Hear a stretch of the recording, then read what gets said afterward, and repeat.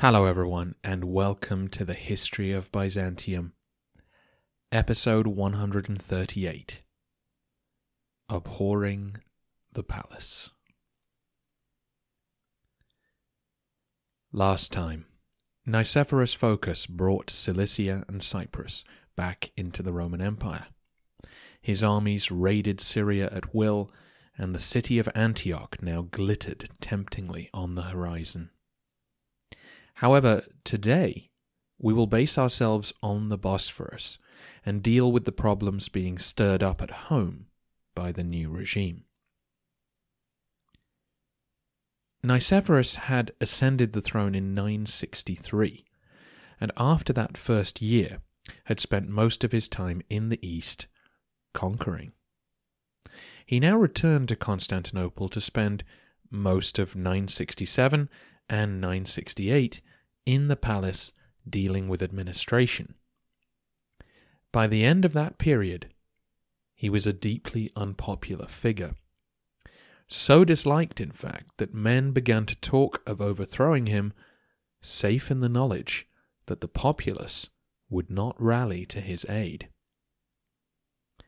How could this possibly be? The man who sacked Aleppo, who captured Crete, who was welcomed into the capital by cheering crowds just 4 years earlier, the first genuine conquering hero anyone had seen for generations, how could things turn so sour so quickly? We need to explore some deeper currents in Byzantine life to get to the bottom of this, but let's start with the most obvious thing about Nicephorus. He was a soldier. It's been said about modern politicians that their strength, the attribute people most associate with them, and which gets them elected in the first place, comes to be seen as their big weakness over time. The figure of strength who promises to cut the red tape and get things done is eventually branded as inflexible and tyrannical. The compromiser who will heal divisions and negotiate solutions will one day be viewed as too weak to provide the necessary leadership. It would seem that Nicephorus was falling into this trap. Elected, as it were, by the people of Constantinople on the back of a manifesto of conquest and military victory, who better to run the empire than the undefeatable bringer of victory? But even in the short space of 4 years, that reputation had turned on him. The Vasilevs had come to be seen as the army's emperor, not the people's. His prioritization of military matters was now deeply resented. Let's take a look at his policies and various incidents which took place during this period to work out how this happened. We'll start with the church. Tensions between Nicephorus and the Patriarch Polyeuctus had continued to simmer since the coronation. As you may recall, there were questions over the legitimacy of the union between Nicephorus and Theophano, and then the emperor had issued a law preventing gifts of land being left to Christian institutions. That piece of legislation was a classic example of Nicephorus's priorities clashing with existing privilege. The Vasilevs wanted land kept in the hands of civilians in order to support the army, but he justified the law by pointing to the spirit of poverty which Jesus had encouraged. This was always an uncomfortable line of attack given the vast amounts of wealth in ecclesiastical hands. We are told that Nicephorus went further, cancelling various gifts and subsidies which emperors had habitually granted the church. Again, an economy justified by the needs of war. This penny-pinching at the church's expense rankled. It was said that the emperor sent agents to audit the records of each diocese on the death of the sitting bishop, Any excess wealth that had found its way into a prelate's residence was then confiscated. That particular confrontation presents a fascinating fault line between the state and the church. If, like Nicephorus, you perceive the church to be too wealthy, and that wealth is a sin, corrupting otherwise good bishops, then these audits are a good thing. They are removing these temptations from the church and putting it to use for the good of the empire. But of course, if you're a bishop, and you don't really trust government agents, especially ones whose job is to find excess wealth even when there's little evidence of it, in that case, this would be viewed as a grubby shakedown. Finally, Phocas is accused of demanding the final say on the appointment of new bishops, again striking at the heart of patriarchal power. The church was a vital institution, and as its tentacles spread across the whole of Byzantium, it was dangerous to be on bad terms with its leadership, something Nicephorus didn't seem overly concerned with. A smaller bone of contention between emperor and patriarch was that Nicephorus was making exceptions to his own rules for his uncle Michael Malleinos. When Michael died, the emperor offered generous funds and imperial protection to the ascetic's protege, the monk Athanasios. Athanasios had set up a new monastery on Mount Athos, near Thessalonica. It was meant to be an ascetic retreat, but with imperial backing, he was able to take control of the surrounding lands and establish a wealthy foundation. It was just the sort of ecclesiastical land grab that the Vasilevs had frowned on everywhere else. Of course, the powerful always make exceptions for their friends, and this wasn't a common occurrence in Phocas's reign, but it was another point of contention, and I mention it in part because the establishments on Mount Athos are a major source of information for Byzantine life, and they survived the fall of the empire, still functioning to this day. In terms of legislation, Nicephorus did tinker with the land laws to make them a little more helpful to magnates such as himself, but we're talking about minor adjustments only. His main concern remained the army, and he passed several measures regulating the occupation of newly conquered plots, which we'll cover in more detail in about a decade's time in the narrative, when I'll be updating the maps as well. Nicephorus's lawmaking suggests that his greatest challenge was the maintenance of the Eastern army. He needed to find frontier farms that could sustain his men during the winters. He had to keep those farms productive and legally protected. And of course, he required a large influx of cash each summer for their campaign pay.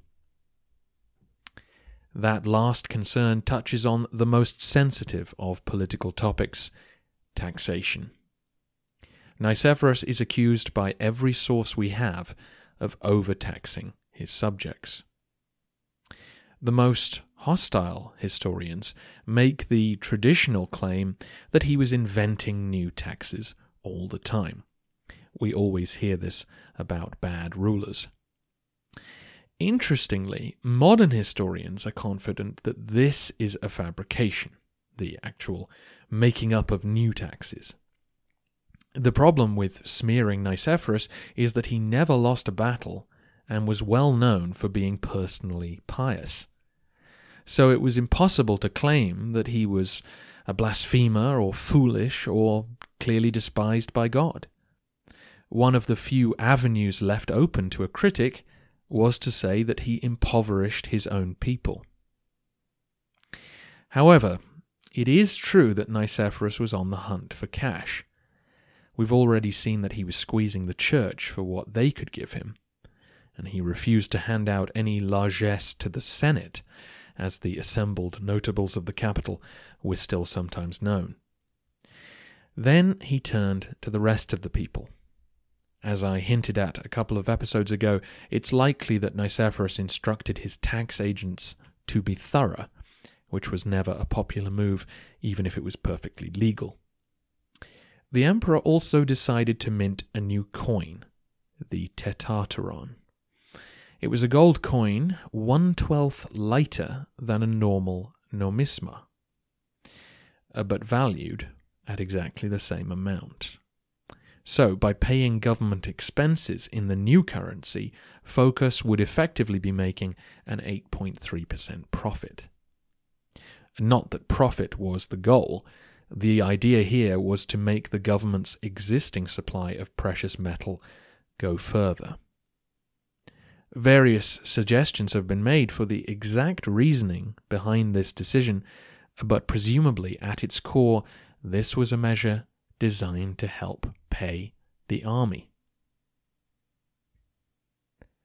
The people of the capital were not stupid, and saw through the new coin immediately.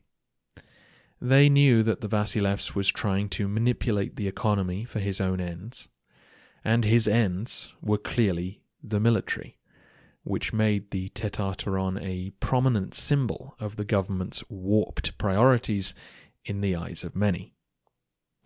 However, 1/12 lighter was a bearable reduction, especially given that merchants rarely counted coins, but weighed them to determine their value. And as most coins begin to lose weight over time because of wear and tear, the new coins fitted in fairly well amongst the existing numismata. Still, the new coin stood alongside a series of ugly incidents on the streets of Constantinople that turned the public against Nicephorus. The emperor was still insecure on the throne. I mentioned that he shipped the royal family out to the frontier while conquering Cilicia. Now that he was home, he brought with him a large military bodyguard to help keep the peace. Unfortunately, they had the opposite effect. The men he chose were largely Armenian, probably because they would have no contacts at the capital. But this meant that a rowdy group of foreign troops were loitering about the streets, drinking, gambling, causing trouble. When Nicephorus was warned about this, he dismissed it, saying a few bad apples were inevitable. The people of the capital were not used to a military presence of this kind. There were palace guards, of course, but they were often out of sight, while the regiments of the Tachmata had their barracks on the outskirts of the metropolis. These barbarian troops, who professed an unorthodox Christianity, provoked a xenophobic reaction, all the while being a visible reminder of what the people's taxes were being spent on. This toxic atmosphere exploded into a bloody brawl around Easter 967. A group of native sailors stood up for Bosphorian pride, and the Armenians responded. Civilians began rushing into the melee, and the bodies started piling up. It took hours for order to be restored, and Nicephorus himself came in person to stop the fighting. However, he was pelted with stones by angry citizens, and though that was treasonous behavior, the emperor rather inflamed sensibilities by having those people hauled away and executed. Sometime afterwards, the Vasilevs arranged a military parade and mock battle to take place in the hippodrome. Perhaps he was trying to give the soldiers something to do and to offer entertainment to the frustrated people. However, the display of combat was perhaps more realistic than had been intended. A rumor swept the crowd that Nicephorus was going to turn his mercenaries on them, as Justinian had once famously done. Panic spread, and many poor souls were trampled to death as everyone stampeded for the exits. Eventually, things calmed down when it became clear that the soldiers weren't moving, and Nicephorus was sitting calmly in his box, probably shaking his head in disbelief, says Antony Caldelus. A few days later, the emperor was returning from the Feast of the Ascension when relatives of those who died in the hippodrome began yelling abuse at him. He tried to listen to their complaints, but was again assaulted with stones. He ordered the parade to head for the palace, but the angered citizens followed him all the way back, hurling missiles and insults as they went. Phocas began to fear for his own safety. Entirely understandable from his perspective, but perhaps he overreacted. Certainly, as a general, he would not have suffered any insubordination, but things in the capital were different. The people were used to freely expressing their anger toward the government, and when faced with soldiers instead of officials, violence seemed a natural way to increase the volume. Nicephorus's response was a microcosm of his reign. He ordered a new wall be built around parts of the palace. I've put up a map at the website. These defences surrounded the palace harbour and incorporated the main buildings where the imperial family lived. It's said that he had an extra bakery and storehouse built too. The Vasilevs was constructing his own citadel with private access to the city. He could control the empire without ever having to subject himself to the streets of his capital. The construction work required some nearby property to be pulled down, which wasn't a good start. But when the walls were finished, the population hated them. They felt a strong sense of loyalty and ownership over the Macedonian dynasty. Remember how they rallied to the aid of the Porphyrogenitos when the Lekapinae boys attempted their coup. Now, Nicephorus was putting up extra barriers between them and their rulers. The walls underscored the sense that Nicephorus was not their emperor. He was the army's choice, and the city seemed increasingly to be under a military occupation. The breakdown in trust between the people and the new regime was exemplified when famine broke out later that year. Naturally, this was going to cause hardship and criticism of the government, but with grain prices fluctuating, the rumour spread that Leo Phocas was making a profit from the chaos, shipping in grain at low prices and selling high to the starving people. We have no idea if that's true, but the fact that it was believed by some demonstrates the swift fall in public esteem which the Phocas family faced. Surely, though, this is not enough to justify conspiracies forming against the White Death of the Saracens. Famine and riots are a pretty constant feature of life in Constantinople. Just because we don't always hear about them doesn't mean that emperor after emperor had to deal with similar issues and their regimes survived. No, it seems that Nicephorus's government was provoking deeper resentments. His preoccupation with the military struck at the heart of the Byzantine way of life, and that was causing anxiety amongst more than just the angry mob. Let's take a step back. As we've discussed in the past, the Byzantine Empire was held together by its redistributive system. The collection of taxes in coin was the only serious source of wealth on offer. The government tightly controlled this. They gathered the elites of the empire together in the capital, made everyone bow before them, and handed out portions of this prize. During the past century, this system has flourished beyond expectation. The slow death of the caliphate and the expansion into Armenia meant that everyone was growing richer and safer. That meant that there was more money to spend, more people being brought onto the imperial payroll, more churches were being built, more soldiers were recruited. This dynamic bathed the Macedonian dynasty with a special glow. Basil, Leo, Constantine, via Romanos Lecapinos, had all stayed in the capital for most of their reigns, stable symbols of a world that made sense, and friendly mediators between all the competing claims for tax revenue. Nicephorus' focus was cut from a different cloth. Though he'd benefited from his state salary, he wasn't dependent on it. He had vast family estates and a trunkload of war booty to enjoy. And though I'm sure he found Constantinople a fine city, he had no intention of settling there permanently.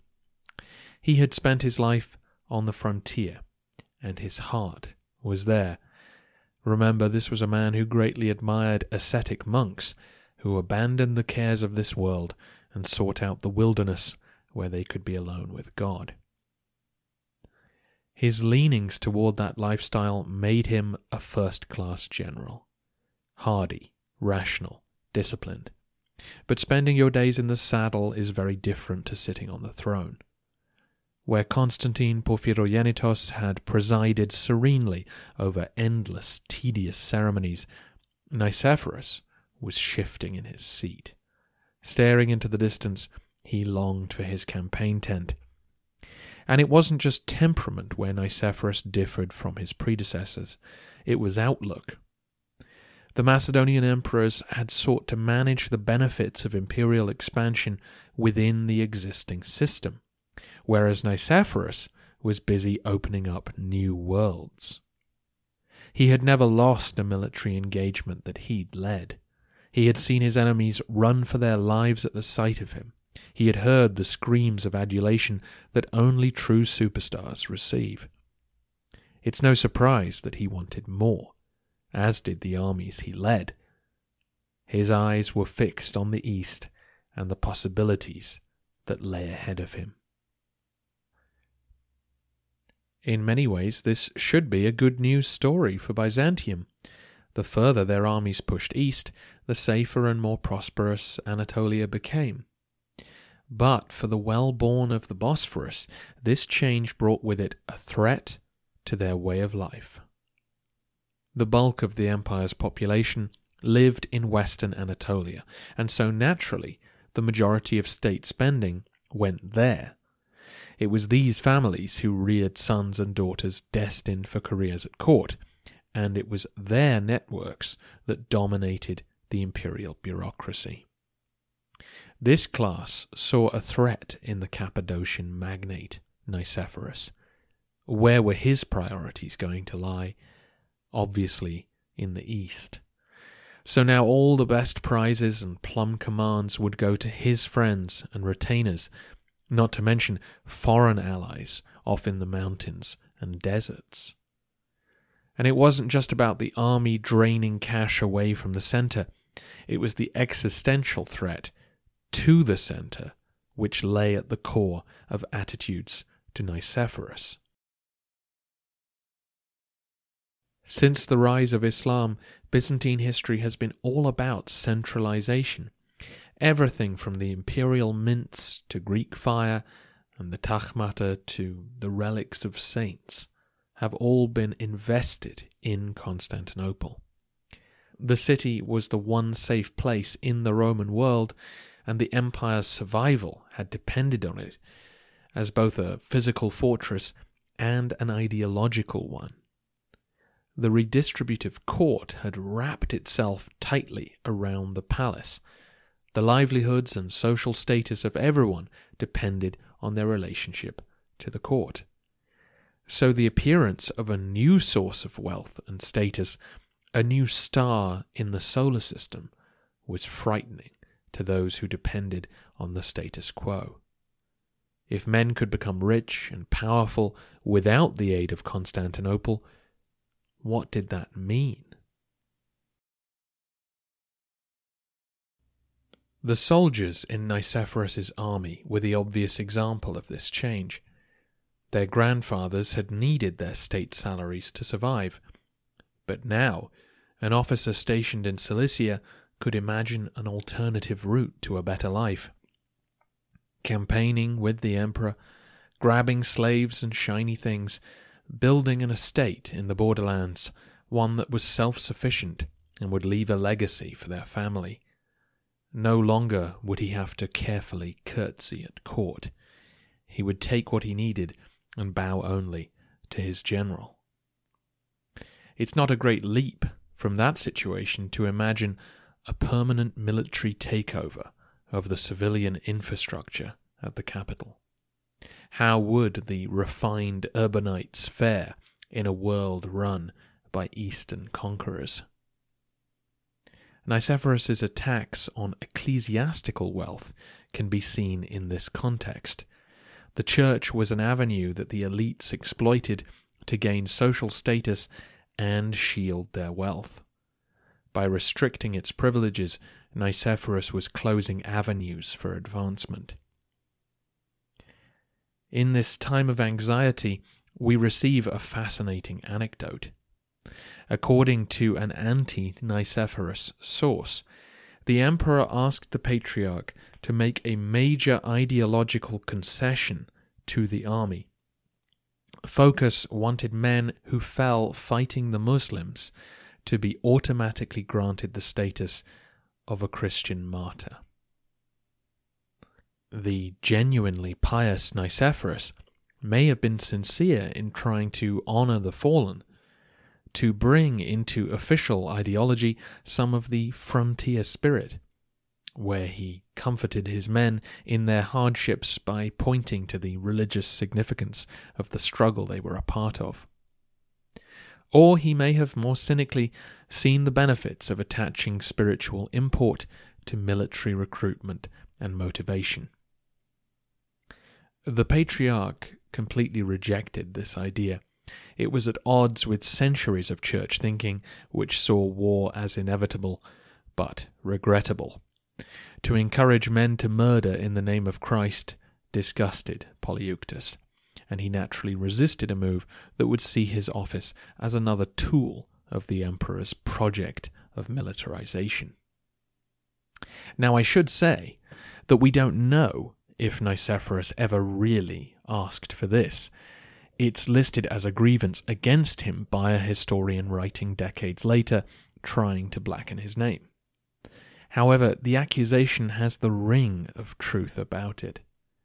The idea of making Christian combat sacred is obviously inspired by Muslim jihad.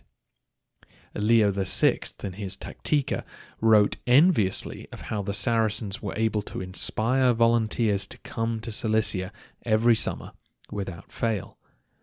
And even better, other Muslims would sponsor them in their military service. That ideological commitment to war was something Nicephorus admired too. In his own writings, we can see he has Islamic-esque ideas about how an ideal army would operate. In the Preceptor, he suggests that fasting and purifying should take place 3 days before battle, and that a repetitive prayer should be said by the whole army while facing the same way on the day itself. So even if he didn't directly ask Polyeuctus to change church doctrine, you can see how his regime was perceived by those in Constantinople. The fact that the emperor had invited the Monophysite hierarchy to move to Melitene was a clear indication that orthodoxy was malleable in his eyes. The needs of the conquest army were obviously more important than the values which had been enshrined in the capital during the centuries of crisis. Just to be clear, these are all deeper currents of anxiety within Byzantium, many of which found an expression during Nicephorus's reign. We are not told about these anxieties by our historians. They focus on the riots, the coins, and the new wall. But it wasn't a popular uprising which formed against Nicephorus, it was a palace coup. And before we get to that moment, I wanted you to drink in the many tensions surrounding the throne as the Romans came to terms with being a conquest state once again. We get a little bit of external confirmation for these issues from our Italian correspondent, Liutprand of Cremona, who was in the capital in 968. Liutprand recorded an exchange with some of Phocas's men at court. The bishop was railing against his stern treatment and reminded his hosts that he had been kindly dealt with on his previous visit when the Porphyrogenitos was on the throne. The reply he got was that Constantine was a soft man who spent all of his time in the palace, but Nicephorus is dedicated to matters of war and abhors the palace like the plague. As historian Mark Whitto puts it, the threat to the traditional political establishment could not have been put more plainly. Next time, we'll cover the foreign policy issues which Nicephorus wrestled with during his time in the capital and follow him on campaign one final time.